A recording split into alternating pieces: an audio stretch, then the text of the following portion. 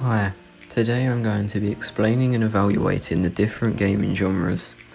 I'll be giving examples of these genres and I'll be evaluating the key features of the games in the genres and what the target audience expect from them.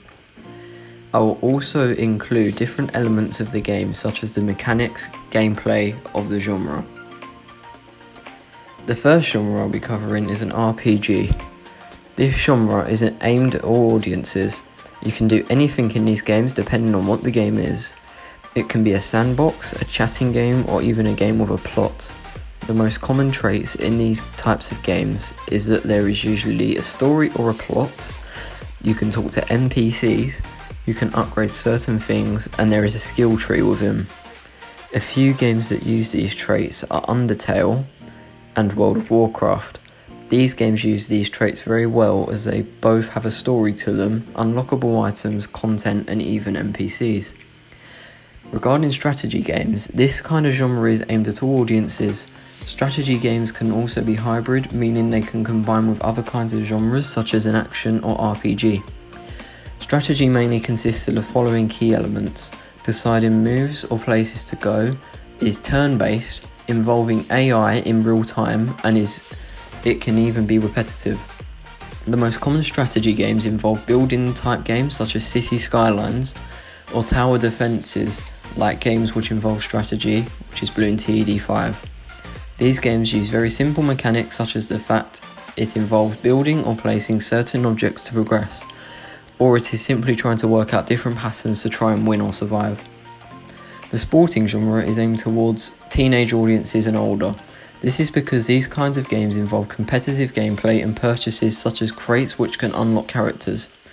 This genre mainly consists of these elements: teams, customization, competitive ranked modes, performance challenges such as doing a course with a football and scoring a goal, gambling when opening crates, and they can be real or fake in terms of the sport like Rocket League, and FIFA.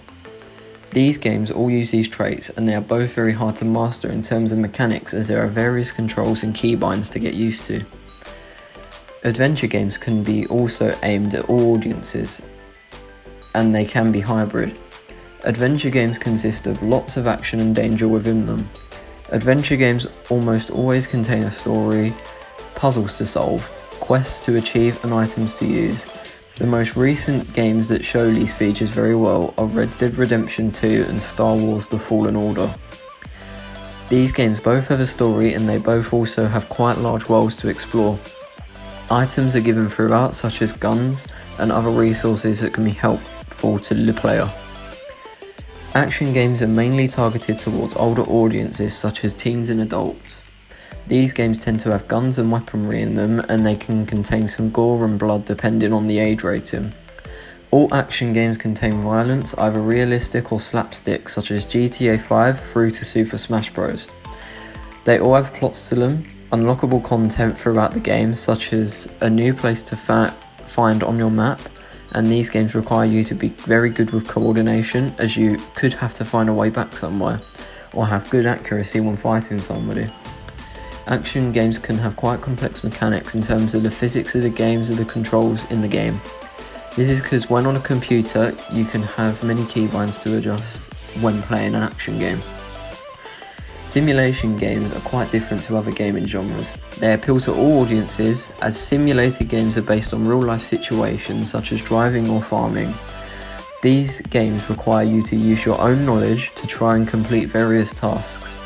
Some key features of simulation games include the use of realism in terms of real world problems. They are mainly in the first person view of gameplay, and they are mostly always endless as you can go on for hours and hours completing tasks of a job for that given game. Games that use these features well are Euro Truck Simulator and Farming Simulator. These games are never ending. There is always something to do throughout by completing jobs and tasks to earn more money. Simulation games have simplistic mechanics as they all follow one goal, and that is to complete goals or objectives to progress the controls. Are simple, such as the basic left and right, possible other keys, which is not hard to get the hang of, which is why it is very good for simple entertainment as it's good for you to be a quick play.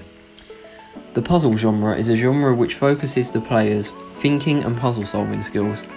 They are aimed at all audiences, but mainly the older generations play these sorts of games. These games can be hybrid, as these are games such as Tomb Raider, which is an action, but it has lots of puzzle solving to get to the next part of the game.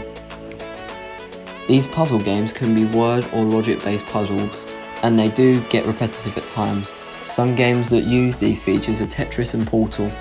These games require skill-based thinking and logic when it comes to simple or hard puzzles to complete. The mechanics can vary by having different buttons, slots or places to complete the given puzzle. Finally, there is one extra genre, and this is hybrid.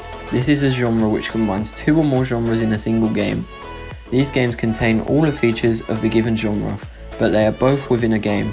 Games such as these can be action and puzzle, simulator and adventure. Some games that are hybrid include Tomb Raider, which is a classic action and puzzle game, and Euro Truck Simulator 2, which crosses simulation with RPG. Thank you for listening to my genre overview, and I hope you enjoyed.